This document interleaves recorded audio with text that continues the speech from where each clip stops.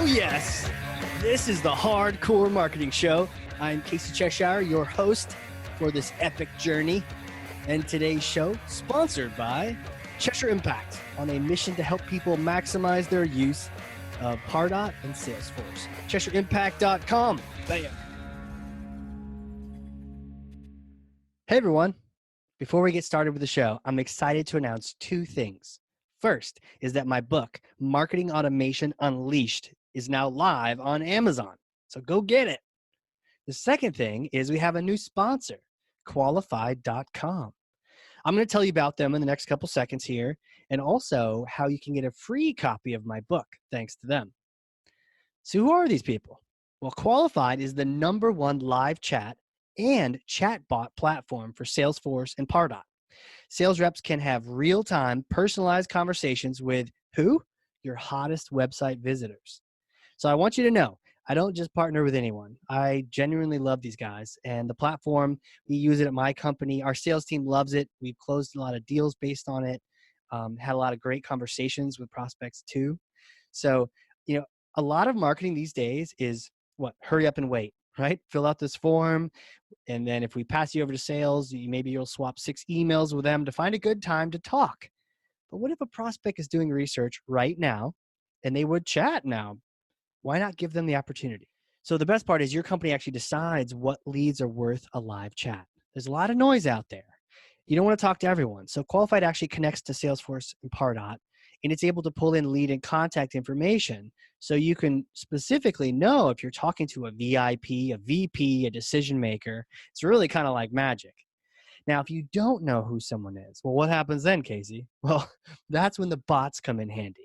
Chatbots can then ask questions to further qualify a lead, find out if maybe this is someone you do want to talk to. And they can book meetings while your sales team is out. And they can wake up the next morning with a bunch of meetings on their calendar. Now, here's the promo. If you are a company that wants to give your sales team this ability, right, to be able to talk to decision makers right when they're on your website, do this. Go to qualified.com and start a chat, right? They use their own tool, of course. Start a chat. Tell them that Casey sent you.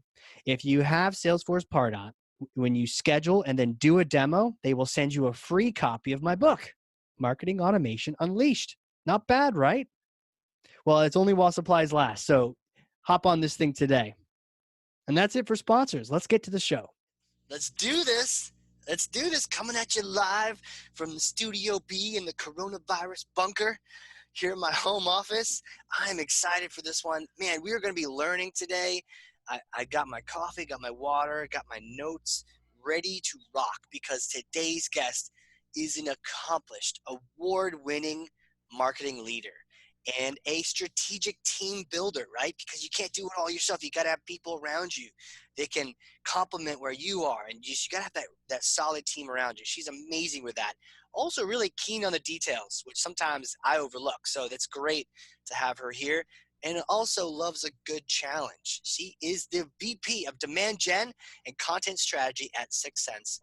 Lisa Sharapata, welcome. Wow, thank you. That's quite the introduction. Yeah, I appreciate it. You're just crushing it on all like 9 cylinders. That's probably not even real, but you're doing it. So I'm stoked to have you here. All right. Well, I'm excited to chat. To get into it, Do right? it, So yeah. this is our marketing leadership series, right? Sitting down with people like yourself. Thank you for your time. I know you're busy. You're running around. You're doing a bunch of stuff, but probably not traveling anywhere right now because we're all stuck in our relevant basements. At least you have a window. That's great. Yeah. So what I want to do here is pass you this. This is Thor's hammer. It's imaginary because the real one's back at the office. But take Thor's hammer. All right, I got it. And now you can't get anything from it because it's invisible. It's totally clean. Now take Thor's invisible hammer, smash for me some kind of marketing myth, bogus strategy, misconception. Do you want to just set the record straight once and for all? Yeah, I think my biggest epiphany in the last year or so is that marketing needs to get their act together. Like, we need to change. The B2B buying process has changed considerably, and we talk about that all the time, but I don't think marketers have really looked close at themselves to see what they need to change to keep up with that. Oh, snap. I think we're all kind of like Yeah. sliding down in our chairs, like, oh, geez, kind of guilty of that. It like the buyer process is changing. We keep talking about it, right? Netflix, all these things influence that buying process. Yeah. Yet here we are doing the same old thing. Why are we Yeah. doing it that way? Why haven't we changed?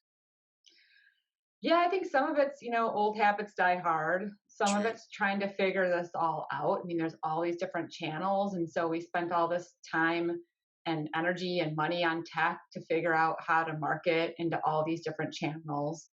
And I think, that's a lot of work just in of true. itself. It's true. And and then you kind of just hit this wall and it's like now trying to figure out how to manage a world in which your buyers are first of all on a team, so you've usually got like 9 to 10 or more people on this buying team, and they can do most of their research before they even talk to you. Right. So In how fact, do they you probably prefer, right? They yeah. prefer because they know. We all know we're not Yeah, dumb. You get asked for your phone number. You know they're going to use it. yeah, You know, or their yeah, email. You know they're exactly, going to use email. it. Right. So you want to kind of Yes, avoid the traps. exactly. And they're smart and they know how to avoid those traps, and they know when they fill out a form what you're going to do with that information, or when you scan them at a event what you're going to do with that information. And they're pretty good at ignoring emails and avoiding phone calls. It makes our job as marketers pretty tough. Hmm. It does. It does. So But yeah, they're on a team. So that's changed. What are the different things that have changed? They're on a team now. They're doing most of the buying beforehand. Is there anything else that or the major changes that you're seeing? I think that those are really the Are those two the two biggest biggies? ones. Yeah. And then on top of it, just again being so much savvier, and like they know how marketing works, so they know how to avoid us when they don't want to talk to us. Right. They're in So true. control. Yeah. Savvy shoppers. That is so true. Okay, so how do we address that, right? So I think we've all kind of seen that it's changed. We haven't changed. What direction should we be heading Yeah, well, I have to say, I joined the Six Sense team about 6 months ago, but it was around a year ago at my last company when I started looking at that technology and just being able to see intent, see who's in market, know what they're looking for. That was my aha moment for sure, is that there is actually technology out there that can help me get ahead and see what's happening in what we call the dark funnel here at Six Sense. But it's all that research, all the keywords they're putting into Google to try to figure something out. We can see that across the buying team and get a good understanding of who's shopping, doing that research um, before they fill out a form. in? So we're And so okay. that was the Yeah, first thing, intent data.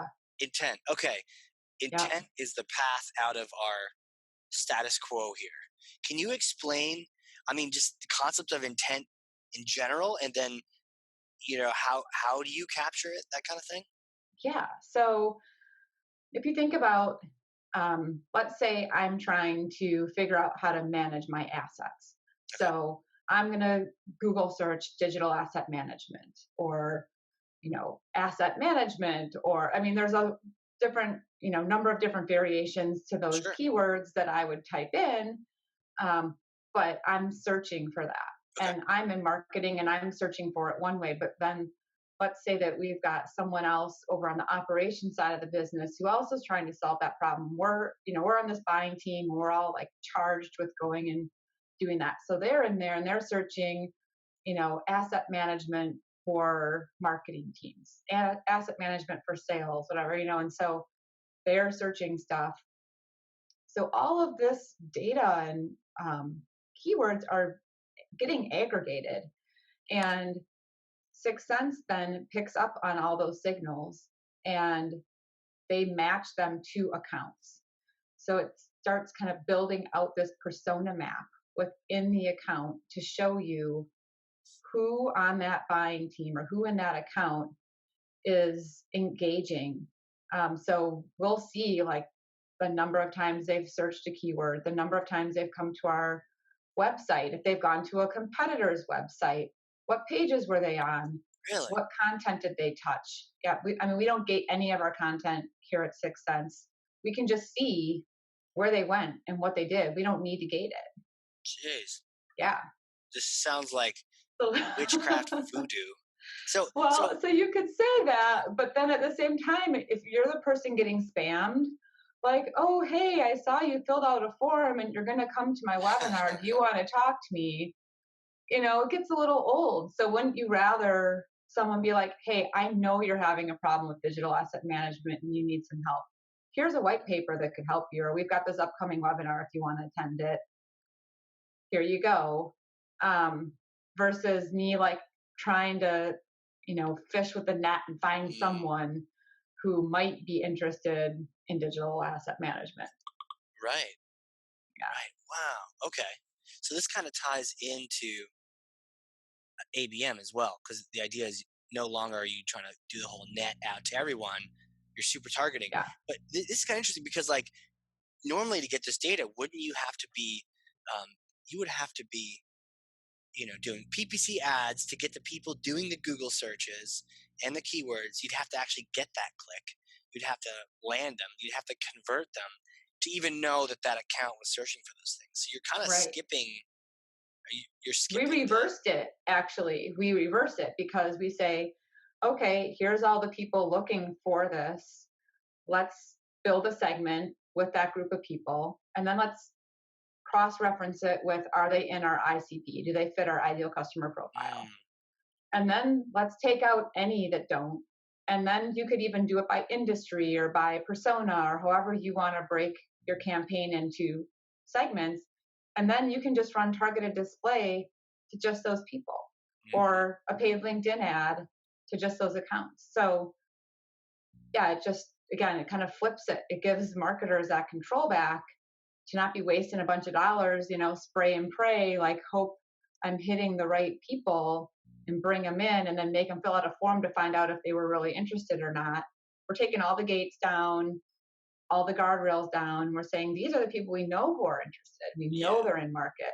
So let's proactively offer value to them while they're researching, while they're still trying to gather information, instead of wait until they finally raised their hand and filled out a form and we right. scored them for this and we scored them for that and they've hit enough points and we throw them over to sales. God, I love So how salty you are for the status quo of like, uh, you're like noobs in your old ways, your OG ways. So you're so like, old I'm in the school. future. It's like you just came back from 2500 and you're like, oh God, you're still doing it. Still doing that way. You guys are still doing. It's like going back and looking at old school doctors. You're like, you don't use anesthesia. You're like barbarians. You Well, guys, yeah, I have to yeah, say, I mean, I just got so sick of redrawing another journey map and refiguring out my MQL scores and trying to tweak this and this to make it work when I'm like, this just isn't working. Like the buyers are way too savvy for this now, So yeah. huh. Now, okay, how does this work, right? Can you explain this voodoo magic? Because otherwise, doesn't it sound too good to be true? Like, oh, we'll just keep a list of all the accounts that are actually looking for what you do, and then you can go after them. Yeah. I mean, How I does that can't even get work? into all the technical details, but I can tell you that so Sixth Sense No has one's listening. been, You're fine. Yeah. that's right, collecting proprietary information from third parties. They've been in business for 7 or 8 years now. So Okay. we use all these third party networks that are GDPR compliant. Everything is on the up and up of how we pull in the data, and they strip out anything that is not GDPR compliant. So you don't get Okay. like so and so at this company is doing this, their name, but what you get is they're a part of this account, this title, so they know it's sales, marketing, what level they're at. And again, it builds out this persona map for you with that intent data. Wow. And then once they start raising their hand, right, once you start doing the outreach and they come in, then you can add, it's Joe from Exco. versus it just being a marketing leader from And Exco. you get that if they complete something on your. Okay. Yeah, or if you send them enough time and they finally raise their hand, they're like, yeah, we want to see a demo. Or, I mean, there's certain things we have to collect information on. If you want to see a demo, Right. if you're going to attend a webinar and we need to send you the link to join it. So you don't get Um, people's contact information. You just get sort of like the account and some demographics around it. Would you yeah, use like a data partner to then be like, hey, can you hook me up with all the people that work at Treasure Impact? we do. So actually, we built into our technology now, we have Zen IQ. And so you can click and say, like, I want to buy these contact people's Oh, sick! names. You're like the Apple iTunes store of the voodoo dark funnel black Yeah, okay, magic. it's not voodoo. But yeah, it is. I mean, it is kind of like Apple iTunes where it's like I don't have to buy every song on the album. I only need these three. These are my favorites. This is the Wow. ones I You just want. click and yeah, interesting. So how when like what I like about this, right? I know you're at Sixth Sense now, and you could easily just be just be pitching right now. But what I like about it is there's a story to this. So can you tell me when you first bumped into it? Did someone like pull you aside, smack you around, and were like, "You got to get into this," or like, did you search for it? How did you find out about the intent Yeah. data and using that versus just your standard what you've been doing? Um, so again, yeah, I was at a company called Aprimo, and we again just kind of going through this whole like storyboarding and tweaking this and tweaking that, and there's got to Sure. be a better way. And we had a revenue operations person who also like managed our CRM and did a lot of stuff. And so we just started talking. We're like, let's find, let's see what's out there. And we just started vetting different solutions. And I mean, what we liked about Sixth Sense is it actually pulls all that data into Salesforce, and then it creates Oh, an that's nice. iframe in Salesforce. Yeah, And yeah, so your sales team can then see all this too. yeah. And there's a timeline in there which shows you who did what when. And so it just makes it so easy for sales and marketing to collaborate. And we were a very collaborative group. Our BDR is sat on the marketing side of things, and we were shifting everything to ABM anyway. And so this just Oh, okay. really enabled us to like go gangbusters and join forces with our BDR team on the outreach too. So So you're already shifting everything to ABM because I'm trying to figure out how you encountered this. So I think for a lot of people, they haven't necessarily encountered the idea of using intent data. And I mean, what's the category? What do you even call it? I mean, Pardot's marketing automation. What is Success? It's a yeah, I mean, we say we're ABM orchestration, but I really think that the future is to be determined. I mean, our point of view there's is no that we're yeah. a revenue operation platform. I mean, we allow you to basically predict what your revenue is going to be because you can see who's in market. So It's like a it's all new. Yeah. vision in market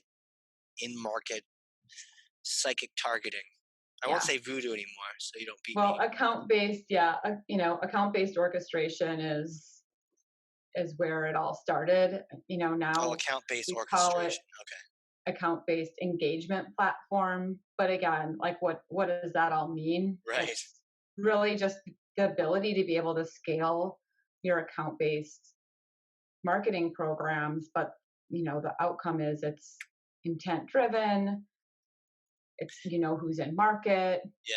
You can see what industry. I mean, you can break this down any number of How did ways. you learn about it as a marketer? Or were you just kind of like Yeah, going to shows and just stuff? research. And I mean, Okay. we were going to shows, right? And we were at some of the same shows as, I mean, I was already in B2B tech, marketing tech space. Hmm. So, you know, yes, we started running into it Hmm. there, but I would say that we were, pretty early adopters. Yeah. And, Yeah. you asked the question too. I think the biggest thing that we were getting pressed on was how are we going to scale this ABM program? Okay. It's great what you're doing, cool, but it's not scalable, was kind of what our CEO kept pushing back on us with. And we're like, yeah, it's a lot of manual work right now. We gotta fix that. Right. Okay. So was it like, okay, Yeah. your tier one ABM targets were, it was like 100, but it's like, how do you make that 1,000? Or like, so Yeah. how do you, Well, and then was, how do you, so your tier ones, it was like a finger in the wind too. Like, mm, guess, wild goose chase, why are these my tier ones? Are they even shopping? right. They could be your tier ones, but they may not be shopping. So it's Right. like they're in tier one, but they're in that because they fit other criteria, but they're not necessarily in that because they're needs Who knows if based. they're in market or not? And so then what we were doing, like these really cool direct mail pieces, like these video cards and stuff, we're spending hundreds of dollars going after Yeah. these tier one accounts. And probably only 10% of them were actually looking for digital asset management. That brings up So a good question for ABM. Um, is your tier one, because I think even when the way I was, explained it, you're prioritizing based on who is your best customer. Does the fact that they're buying, you know, in the cycle, does that, I mean, I guess it counts now based on this information, but do a lot of people just make their tier one based on like size and in the same yeah, design as all the other tier ones they've been working with? Like, yeah, okay, and yeah. is that how you started doing it? And you're like, well, how do we grow this, or how do we expand that? Yeah, I mean, it started with, okay, this is our ICP, right? This is our ideal customer profile. Then let's break that down by region and who who do we think would be good? Who knows somebody at some of these places? Oh, this would be a great logo to get. Or so and so knows so and so that used to work there, so we might have a chance. Or, I mean, it was let's go on LinkedIn and see what we can find out about these guys. It was just a lot of like research and digging to try to kind of narrow it down to, all right, here's the top 100, Huh, instead of just having all this data pouring in saying, here's your list. I okay. mean, yes, yeah, we married up with our ICP for sure. But even like right now with how much stuff is changing, who was in market 3 weeks ago is not necessarily who is in market today. That's true. Our territories are dynamic and they're changing every day. So, I mean, this kind of changes it up. You could finger in the wind. It does feel like that sometimes with ABM, that your tier ones, I mean, or are they just the top 100 largest companies you could land? I guess. But then this kind of Mm-hmm. mixes it up because now it's like, here are the different kinds of companies. It, Yeah. is it a large list? I mean, I mean, how much data can you get? And what are the limitations for some services? Is like no idea, marketing automation, whatnot. And Yeah. I mean, I have not seen any limitations. In the uses I've, had with it. yeah. Huh. Well, it sounds like it's worth a check, worth a try. You got to try it out because I know sometimes with like the data providers, they have the decision makers at big companies, but then you try to sell the SMB, forget about it. Like you don't have data.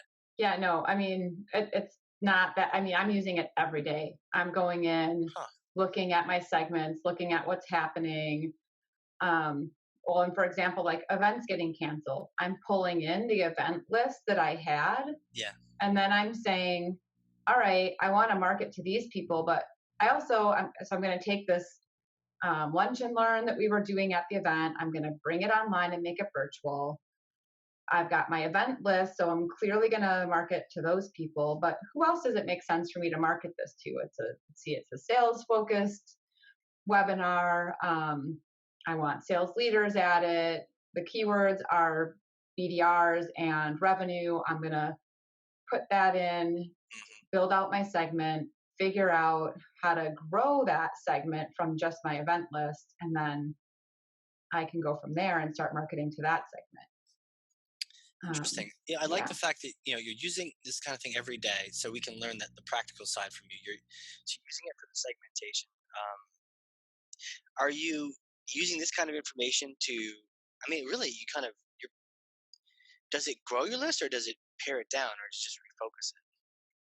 Yeah, I mean, in some cases it can grow my list, depends on what I do. And then usually what I'll do then is I'll go in and I'll try to pare it down because I want to do a very specific value added campaign. Yeah.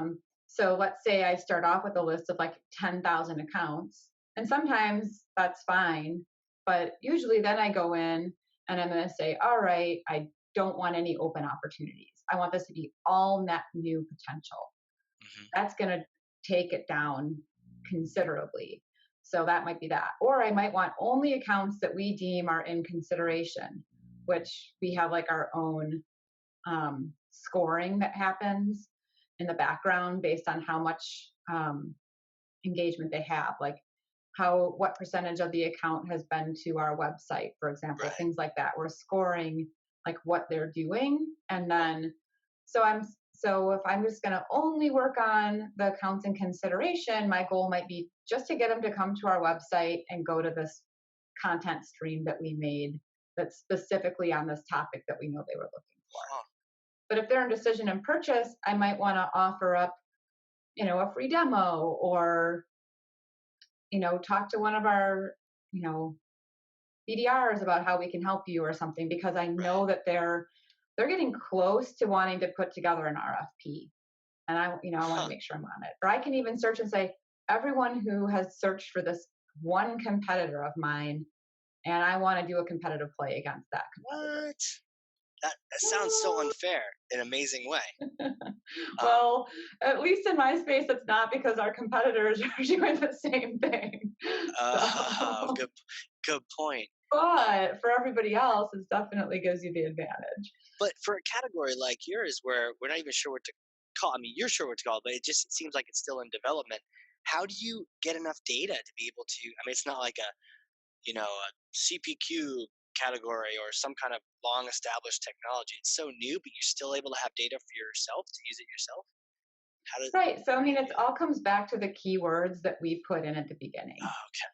So we have branded keywords and generic keywords. The branded ones are our competitors for the most part. We might put like a title of an event in there on occasion if we're trying to create a new list and we don't get the list ahead of time for that event. Then on the generic side, it's anything someone might be looking for. So intent data, account-based marketing, sales pipeline, website personalization was hot for a minute. I mean, it's just kind of funny how they kind of rotate out. But we've gone through, and anything that we could potentially help with, or that would indicate that someone was in market or kind of in distress and looking for help on how to solve a problem that we can solve for, is a keyword that we have.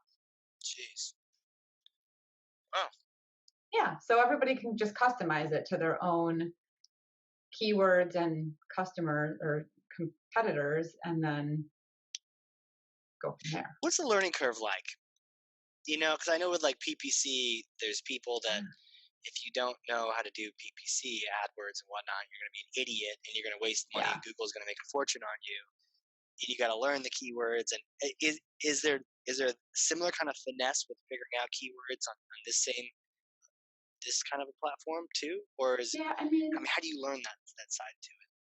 I think the keyword part, there's a lot of ways you can go about it. Usually, if you're already focused on SEO and really understanding like SEO and long tail and what people are searching for to come to your website, that's a really good place to start. So that's kind of the first step. The how to get up to speed, I would say each role, and it's usually kind of the people on that buying team who are going to play a role, kind of uses it differently. So I don't know if you've ever like dabbled in Adobe Photoshop or something, but Barely there's like survived. I'm 10 definitely different ways. Yeah, there's 10 different ways to skin a cat in Photoshop, right? And true. I feel like same thing with Sixth Sense. Like I'm going to use it differently than our digital marketing person's going to use it, or than our salesperson's going to use it. And there's a lot to it, but the basic kind of 101, it's pretty simple. It's pretty Okay. straightforward. Yeah. Huh. So how quickly would I be up and running, you think? Well, I would say when we first brought this on, within 3 months, we were up and running, Huh. like the whole team. Some Yeah. of it has to do with like That was how clean at is a your, primo, right? The first time you used yeah. it. Yeah, Hmm. yeah. That's cool. Some of it has to do with like how clean is your data, how clean is your Ah, CRM, right. True. because crap in, crap out. Like if, What kind of crap do you need to put in? Or what kind of stuff, like well, what data do you yeah, need if to you put in? want to sync with like what accounts you already have and know, or who's your ICP, being able to build that out Okay. is important. But All points back to hopefully, data. yeah, I mean, hopefully if you've been already working on cleaning that up, because I think there's been a push for that over the last decade.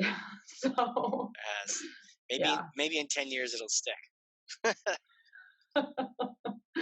Well, I really truly do believe that the companies that make the move and get on board with this way of thinking are going to be the ones that make it. I Yeah. really don't see how, if you keep doing what you're doing, you're going to survive, in 10 years from now. And why not? Kind of be a devil's advocate. What's I mean, Yeah.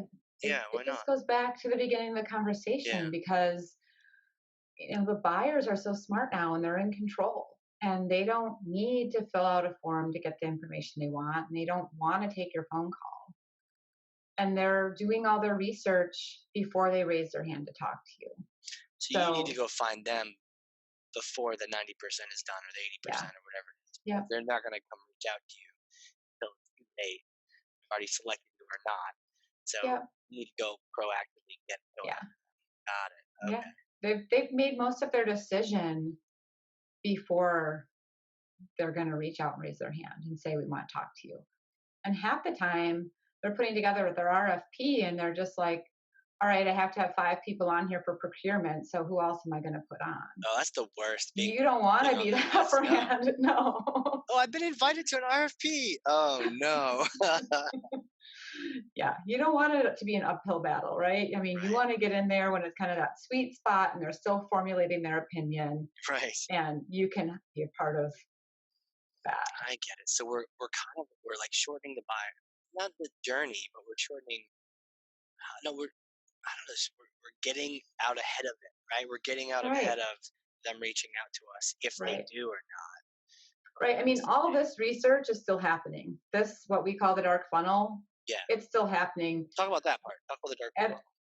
yeah, I mean, the dark funnel part is that, like, we call it like the swirly, twirly, like tornado of keywords and searches and all the stuff that as a marketer you wouldn't have any insight into what's happening. And Right. when I was at a primo, we actually kind of coined this. We're like, we're shining the light on the dark funnel. That was kind of our thing. It's like, this gives us visibility into what's happening there. And so it does move up everything. You're right. What I consider decision and purchase stage is before I even call it pipeline. But that's when they're formulating their opinion and they're getting ready to decide what they want to buy, is before they say, all right, we want you to come in and talk to us. Right. And basically just justify everything we've already decided. Right. Right. Kind of confirm our suspicions, not teach us from scratch. Right. Yeah. Or, maybe it's down to the top 2 choices and we want to really see the nitty gritty details of what's the difference between the UI and the modules, like get Right. into the weeds. That's the final stage, right? So right. And this dark funnel is happening. You may not be one of the 2 that are compared. May not even be your fault. Maybe the person's terrible doing research, like or their friend Bob Ann and Mary Sue recommended the wrong software. right. You're But not now I would know that because they were Yeah. searching for my competitor, and I can see that. right. Yeah, It's so I good can to know. swoop in, save the day. No, yeah, you'll be It's fine all with good. this one. I mean, well, how do you do that? if you see someone searching for your competitor, what kind of thoughts and how do you kind of interject yourself without being a total jerk spammer person? Yeah. Well, I mean, a couple things. We really take the high road. I've seen a lot of down and dirty, like brass tactics, but we know what some of our key differentiators are, and so we'll do targeted display ads like our match rates are better. So right there, if you start off with one of our competitors, it's going to say it's X account, but it's really Y account. And so you are marketing to the wrong people, or even more embarrassing, like they come into your drift bot and you think that it's X account, but it's Y account and you address them wrong. Like that's just a major turnoff. So we'll do, targeted display saying our match rates are better or something like that, that differentiates us from the competitor we know that they're talking to, so that they start thinking, oh, I need, these are the things I should be asking, right? I need to know that. I didn't even think about that, right? So that's the Yeah. approach we take. Yeah. So you got me all curious, right? Now I'm thinking like I want to go search for competitors and I want to see if I can start getting cookie. That's cool. You start showing up for people, so it's like, oh, maybe I should look at them too. Do you do anything more aggressive, like directly reach out? I mean, you can kind of start showing up in places where you like go on them, send tweet nothing, then mail like anything more assertive if they're searching for your. No, I would say our whole formula is no spam, no forms, no cold calls. So we're not going to just start hounding people or calling them. I mean, if we know that they're talking to a competitor and they're showing the intent and we're working that account and they've agreed to have a call with us and we're giving them a demo, of course we would say, we know you've been looking at X competitor. Let me show you some of the differences. Because you're already For in sure. communication with them, so you can kind of. Right. But that's Yeah. you said no spam, no forms, no cold calls. Yeah. That's some pretty aggressive stuff right there. Put a little exclamation point next to all three. Yeah. I mean, that is the vision of our CMO, and I am 110% bought into it. Just goes back to the experience you're trying to create. And we talked briefly about this at the beginning, but marketers, they keep doing the same thing. Well, no one wants to fill out a form. Right. Everyone's going to dodge your cold call. How many emails am I getting every day? I'm not opening all of them. And if it's like, this is my favorite. Oh, we haven't heard back from you. Are you, Oh, I do hate you that. really want to talk to me? And I'm like, if I wanted to talk to you, I would have replied. Right? Sometimes they So have a number too. Press 1 if you do want to hear. Press 2 if you don't. Press 3 if you're from Mars. Hee hee. And then you're like 2. Leave me alone. Okay, so I but know it's with crazy. this setup though, no spam, no form. You're just waiting for people to fill out your form. No, No, no form. we don't have to have the But a form. contact. How do they contact you? Well, I mean, the Chat. only time would be like if they want to see a demo. But otherwise, if we know that they're in market, our outreach, we wait until we know that they're showing enough intent that they're in decision or purchase. Okay. And then our outreach is very specific and value add. Hey, we know you've been searching for digital asset management, and it looks like you could use some help trying to figure this and this out. We've got this upcoming webinar that we think you'd benefit from, or hey, here's a case study from another customer of ours that did this really well that might be helpful to you without, and so it's Right. very value add. And I mean, we're very clear, like we know you're having this problem, we know that you need help with this, and I'm going to just offer you the help. I'm not going to gate it. I'm not going to see if you find it yourself or if you fill out the form after I send it to you. um, so Okay. yeah, it's just a different approach.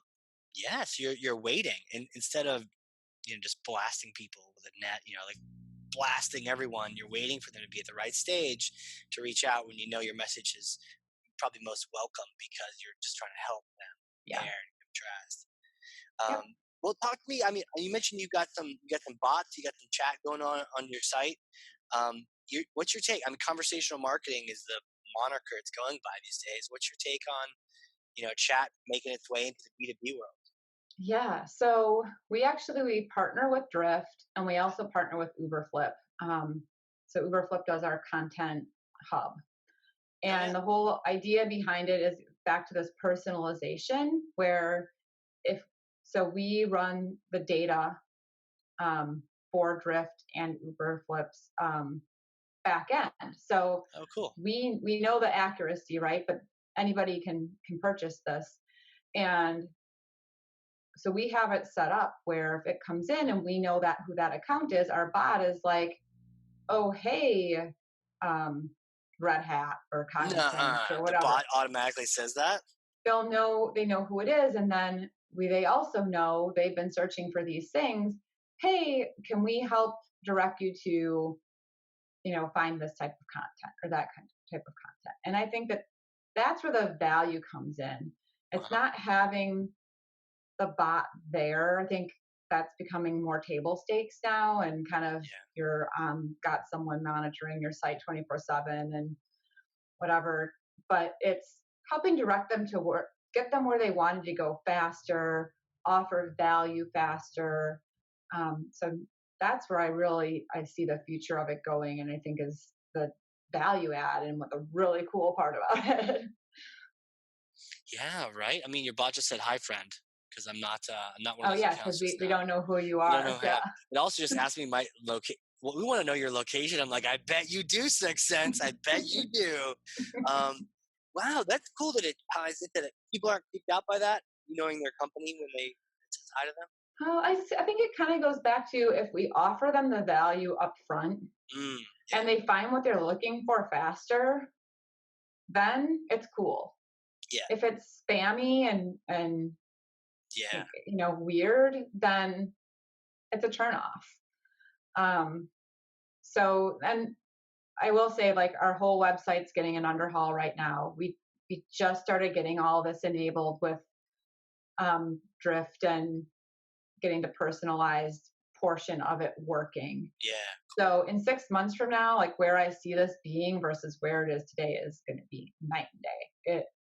I mean, it's just imagine if you came in and you were looking for a case study on intent data, and I knew that because you Google searched it, and I was like, hey, you looking for a case study on intent data, and you're like, yeah, and I give you, oh, here's 3. Here you go. Yeah. You don't have to dig through everything, try to find it. Let me help you find what you're looking for. Right. Wow. Or like we also use it to help people register for a webinar. So instead of that long form fill, if we know who you are, it's like, hey, Casey, you want to sign up for the webinar? Thanks. I just sent you a link to it. It's in your email. Like you can Right. skip the form. You don't need to do that part. I already know who you are. Right. So like a let's say connoisseur, but like a You're like a some VIP. yeah, like a not a butler, but like someone who's like really a concierge, like a concierge, like Yeah. someone's taking care of you. And yeah, right, VIP where you come in and it's like, oh no no no no no, you know, Yep. we already have your card on file or you have an account here. Like, oh no, you take care of it in the back end. Um, come right on in. You don't need your I need my tickets for the show. Oh no no no. We know who you are. Yeah. Come on in. Well, we Yeah. have your seats right down this way. You're like, oh well, thank you. Exactly. You're at the front of the line. You don't have to Yeah, wait for all that's a good that. experience to have. Yeah, I mean, people appreciate that. It's like, on a Delta flight or anything like that. It's like, oh, like they're like, hello, Mr. Cheshire. Would you like the beef or the pasta? Oh, Or it's just like, we know that you don't eat meat, so here's your yeah, vegetarian meal. yeah, for Yeah. sure. Oh, Yeah, this I'm is gluten free, so right. I know Are that you? trick. Yeah, Yeah. like as a preference or like you got to stay away from it. Um, it's a preference, but my daughter is celiac, so Oh wow. I've learned over time just how much better I feel, so I avoid it. Yeah. I feel like I'm similar. I don't know, just me and bread. I love bread, but sometimes I'm just like afterward, it's just it's one of those things. It's probably just like unhappy with it. Tough battle. Yeah, I know. I know we talked about like I love to travel. I was in Paris last summer and it's Oh, very hard to be gluten free there. yeah. And I was like, oh, I just, I got to have a croissant, and you just have to when you're there. After a Totally. couple days of that, I was like, oh, the rumor that the wheat in Europe is not as tainted or whatever is in the States, not true for me anyway. I'm like, I Interesting. got a stomach ache. Yeah. 'Cause I was there last summer too. Oh, really? Yeah, we could have like even passed each other on the Champs Elysees or something like it. Who knows? And I think sometimes when I do the croissants or whatnot, it might be the butter in it. It could be the Mm-hmm. dairy that kind of Yeah. stuff. But I actually found that when one of the best things we had was like the little corner market, not even market, it's like a little bakery, and it was a fresh baguette with fresh ham and fresh Swiss or something. That's Mm. it. You're like, how can something so simple be so good? Maybe the protein. I don't know, but I had crepes too. You never know. I mean, Ah, there it is. There it is. The and the great wine. I mean, it could and have been a number of things. right. So, Oh, I love yeah, Paris. I love France. yeah, Had it you was been there great. before? No, it has been on my bucket list since I was a kid. So finally got to go. Yeah. You know what? I had all this stuff with like freedom fries and stuff, and hearing that people are rude in Paris and stuff. I didn't know what to expect when I got there. I actually enjoyed it so much more because the surprise was like a 180. I'm expecting people to be like all standoffish, and then they weren't, and I was like, "Oh, this is fantastic." And then I I realized very know. quickly their core values are like good wine, good food, and then like culture, like art or the park or whatever, and Yeah. like let's do that. Everything else, business, food, time, it's all good.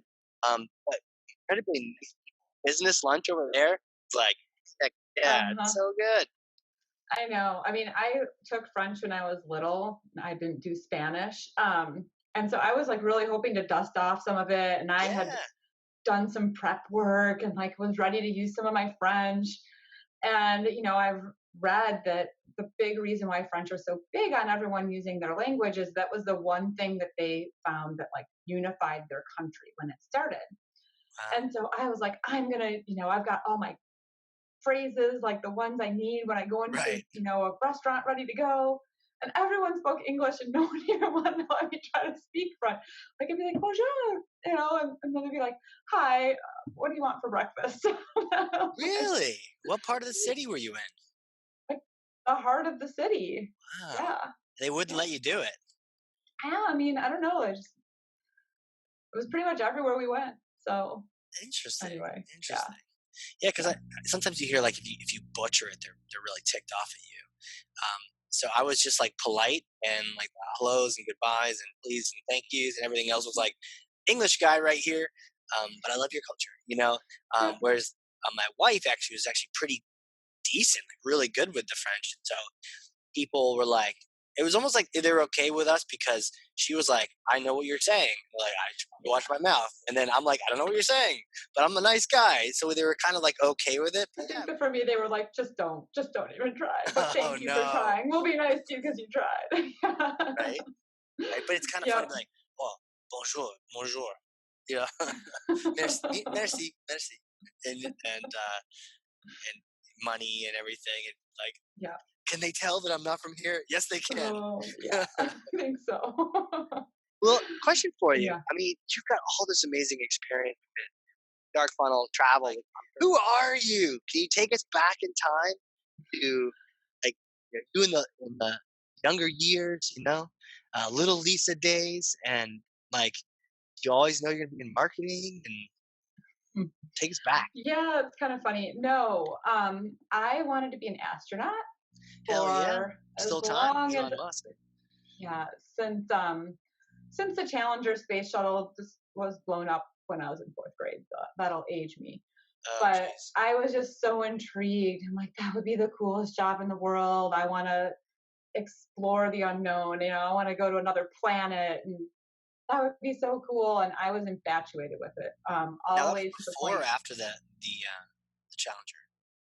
starting with when the Really? Challenger. So that like Yeah, got your attention, even though it it was a did. disaster. It kind of you're like, well, they were noble, they're heroes, and you Yeah, and I think it was just like that is the coolest thing I could ever think of to do. Like, Right. if I'm gonna die, that's how it's gonna be. Right.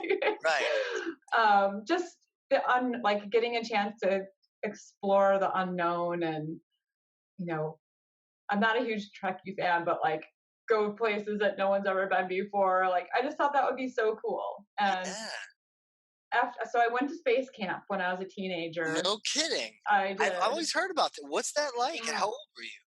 I was 15 or 16. And so when you get in, they give you this rigorous test, and everyone takes it. And then they put you in groups. And I scored third in my group. Well, first gets to be pilot, second gets to be co pilot, and third is mission control. So I was basically grounded. I'm like, Oh no. you still get to go on a mission, whatever everyone does, but I was like, that's it. This is like, I can't do it. What I Got gypped. finally, yeah, what I realized was, in order to get on a space shuttle, you either have to be a pilot or a co-pilot, which Yeah. I had asthma. Like, there was just a couple reasons why I probably wouldn't have ever gotten picked for that. And then otherwise you have to have a specialty Yeah. that they want you to do that experiment in space for some reason. Yes. Right. And how much science goes into that. And I was like, I'm out. The physics, the science, like, Right. that's not what I wanted. So that was the kind of the pivot for me, the changing point. But I mean, I still love that stuff. I just think what I've kind of taken away from that is what I really like is kind of exploring uncharted territory, trying new things. And I also am somewhat like the science and the data behind the reasons why for things, which has kind of got me where I am. So I started off in graphic design, which interestingly enough, I dropped out of my physics class after my space camp experience. Yeah. And the only thing open was this art class. So they put me in it and ended up getting an art scholarship and going on Really? to graphic That was design at like high school. school, right? At high school, you're Yeah. like, screw you, physics. You weren't there when I needed you. So you're like, where's the pottery class? Like, what can I do here? It was graphic design class. Yeah, But that's cool. anyway, yeah, they were like, this is the only thing open that you can get into right now. So I took it and I really liked it. But where I've gotten to today from that point was just always asking why. Why are we doing it this way? Why would you put that So message good. on this ad? Who are you trying to communicate that to? And eventually it's kind of gotten me where I'm at. Always asking why. You know, what an interesting twist in fate, that Isn't it? Isn't it go to funny how space stuff camp. Now, happens? if you hadn't had that experience, you may have pursued that and been in physics and not got the scholarship and then done something else and just kind of been disillusioned. But you kind of found out early, okay, like, what the heck? Yeah. Let's go. I know. I told my dad, I'm like, that was money well spent because I didn't waste any time in college. Like, I was just kind of like, Seriously. so. You could have even gotten a degree in something you weren't hip to. I was almost Totally. like going to be like a fighter pilot. I was going to be a pilot in the military. I ended up being this like grunt instead in the Marine. Like, I was scheduled to like go to the Air Force Academy, and other than my grades, like I'm so thankful now that I did terribly in calculus because yeah, I would be a terrible pilot. Like, well, we're scheduled to go to Newark, New Jersey, but I hate Jersey. Let's go to Hawaii instead. We have enough fuel. Like, freak people out. People don't need that. They need regular, consistent, detail-oriented, right? And I was like, that's not me. I'm more creative. Like graphic design side. So I totally get that. Did you know about the Yeah. graphics and that kind of creative side? Not really. My dad was in package design, and I remember when I told him Nice. graphic design, he was like, "What's that? I never heard of that before." I'm like, "That's what I'm doing." So I'm sure he's yeah, glad you did. Wow, you get a scholarship for it too. yeah, So you go to school for that, and then what happens after that? In You're in school, you're doing graphic design, education.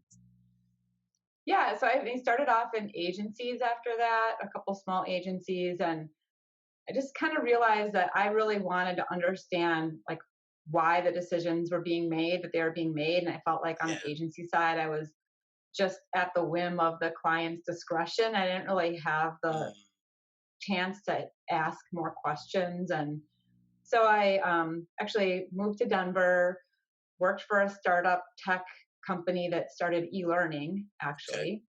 Um, and that was that's my first in-house, but then also my first tech company and startup. And I just really loved that vibe. Like that was Yeah. fun and exciting, and there was so much going on, and it was new, and getting to help shape the future of a company's brand and all that was really exciting for me, and that's Yeah. kind of took off from there. There's some energy with that, right? Like it's the Yeah, unknown. You're charting your own course, right? It's your own little that's right. space Kind of dwelling. back to my Yeah, space camp days where it's just the adventure of it was really fun. that is cool. That's really cool. Question for you. Hypothetical, potentially. I may or may not have a time machine here in Nashua, New Hampshire. Um, can't visit now because of what we're all in. Well, can I be the pilot when we Well, do? that Because you can be the pilot. You are in the number one seat. You're in the pilot seat. You're in the all left right. seat. You're gonna make it happen. If you could travel back in time in that time machine to visit yourself at the beginning of your career, really any point in time, earlier if you like, what kind of advice would you give yourself? Yeah, I think it would be just to be more bold.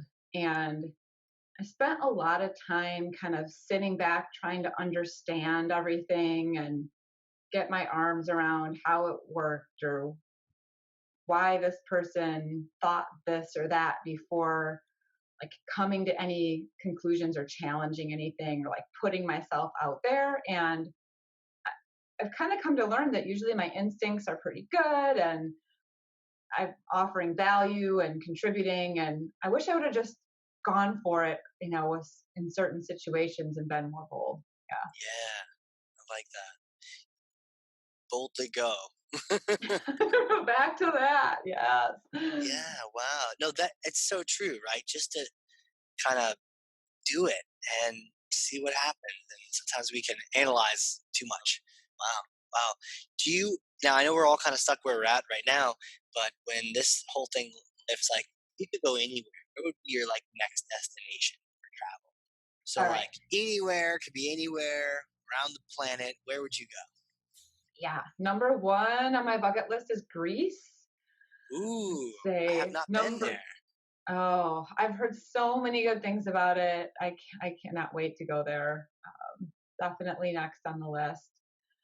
Um, Would I'd you love do to go like a back to France. cruise or would you visit one of the islands or multiple Yeah, right, I know. You're a little cruise shy now. Yeah, I've never done a cruise. The closest I came to it was I did a scuba diving certification trip, and at that point, I was like, I don't ever want to do a cruise. I love Ah, scuba diving, but the cruise part, no. No, I'd love to just be there and explore the different islands. And yeah. I've seen like REI has some cool trips there too, where you can do like a kayaking trip that Oh, I wow. might consider that, kind of pricey, but it would be pretty Yeah, cool. those trips So get a little pricey. yeah, Wow. I think that'd Yeah, be a cool Greece seems experience. like one of those, I love when you can kinda walk around a corner and see people living the way they have always lived, and then you see Yeah, I mean, I've spent some time in Italy and what part? I thought that was amazing.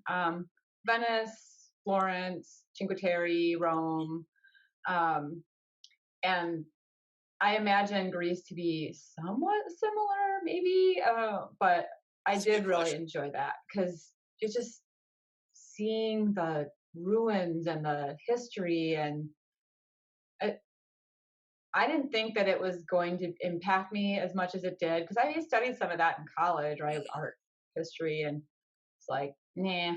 But a picture doesn't do it justice. Seeing that stuff in person is just that's my preference Yeah, anyway. So 100%. It's just yeah. being there and experiencing it. For me, one of my favorite places in Italy was Assisi. I don't know if you've heard of that. Yes, I have. It's like St. Francis of Assisi, but like it's this little hilltop town, a little castle on the top, and everything's uphill both ways. But cobblestones, and there's a monastery there. And one time when I was honeymoon was there with the missus, and we were visiting the castle, and it started a little light rain, so we hid under like the gateway of the castle to get out of the rain. You're just like, where am I? This is amazing, you know. See all around, and then one day we actually were woken up with trumpets and bells. Apparently, it was like the flag day for that particular community, so they're like trumpets sounding in different communities all across the hillside, waking us up.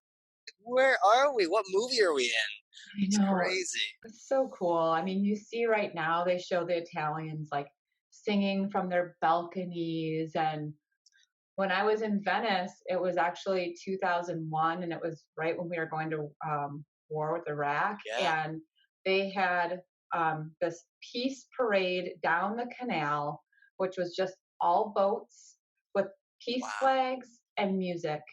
No Oh, wow. words, no rioting, no guns, none of the crazy stuff you see, happen around here. It was Right. the most meaningful peace rally I've ever seen in my life. Like you Wow. felt that peace when you saw this happening. It just there's just something about the culture in different countries and how they do things. It's I so love neat. experiencing that, Yeah, that difference, and maybe even the brands are different. You might yeah, spot yeah, a Kit Kat, but then every other piece of candy is like some foreign thing. You're like, I should try that. It's like it has yeah, yeah. The nothing. Tam Tam. Have you ever had the Tam Tam? Oh, they're so good. I don't think I The have. Tim Tam, Tim Tam. Yeah, I think they're Australian, or they might be English. But the first place I had them was in Australia. But I've seen them in London too. Interesting. I do Yeah. know there's like it's like a Kit Kat, but it's with coffee. It's like coffee That would flavored be Kit good. Kat. It's actually really good. And you're like, Oh oh, yeah. they have them in Canada too. You're like, all right, don't mind if I do. Sounds Well, good. chocolate and coffee. I mean, you can't really go You can't wrong. go wrong there. So yeah. Well, hey, where can people connect with you if they want to reach out, say hi, connect, learn more about Sixth Sense, learn more about your Yeah. experiences? All the Yeah. Well, for me, my biggest channel is LinkedIn. okay. So just Lisa Sharapata on LinkedIn. I have a Twitter handle. It's at Lisa Sharapata.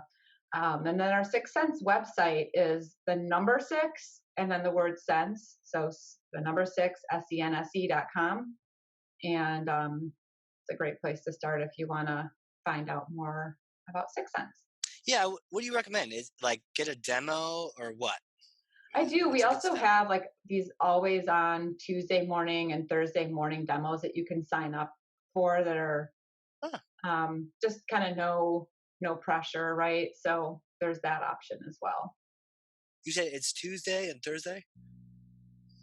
Yes, there's one for sales that's more sales focused on Tuesdays, and then um, Thursdays is more marketing focused. Oh, they just happen every week. You just kind of invite people to. Yep, we just have it up all the time. Wow. And those are live, or those like recorded sessions? Or We call them Simulive. wow. I get it. I get it. Yeah. On Thursday, Tuesday, and Thursday. Okay, cool. Well, I'm probably gonna do the same thing myself. It's like only talk with so many people from Sixth Sense before you get into my brain. And this was a really interesting conversation, and the voodoo magic that happens behind the scenes, which I will never You understand. and But if your the voodoo results, magic. yeah, if the results, Oh my gosh. show, then why not? Especially a time like this where maybe people are definitely not being as out there or not wanting to fill out your form. Gotta pick Well, right. I mean, that's the thing right now is we're just using it to say, who do we just, if they've dropped off the radar, we're not right, going to start pressing them right now. right, So we can just be a lot more sensitive to, all right, well, it looks like you guys are still in market and right, this can help you during this challenging time. Do you want to talk more about it? No, you're not. We respect that. We see, we know what's going on. I mean, we're yeah. not cutthroat. But to your point, there So, are still people in market, right? I think that's like a last minute myth, right? There are people that are still looking and purchasing, and focus on them. Let everyone else, right. do what they need to do. Definitely. I mean, again, back to like the three eyes, like we can see you're in this industry. Yeah, Just set that aside. I mean, we're not going to go after retail right now, Right. Or travel. or travel. We can just set that aside and we can look at who Yeah. can we really help. Right. Yeah. There it is. Boom. Thank you so Yeah. much for coming on here. This has been like eye opening and fun and just it's good. Well, good. Thanks for having me. It was a blast. Absolutely. And for those of you listening, if you learned something, and I know you did because I literally have 2 pages of notes, then share this with someone and be a thought leader. So 1 person, 2 people, 23 people, 78 people. Share it and be the thought leader. This has been awesome. Lisa, thanks again. This is so cool. We'll definitely have to check this out. Yeah, right. Keep in touch. Thank you. Will All right. do. Bye. Those listening, this has been the Hardcore Marketing Show. Catch y'all next time. All right. A big thank you to today's sponsors Cheshire Impact, helping marketers and sales win, maximizing the use of Pardot and Salesforce. And a big thank you to Qualified.com, the #1 live chat and chatbot platform for Salesforce and Pardot. Remember the giveaway. If you have Salesforce Pardot and you want a free copy of my book, Marketing Automation Unleashed, then you go over to Qualified.com, engage in a chat, do a demo, and tell them that Casey sent you, and that book will be on its way to your door. All right. We'll see you all in the next one.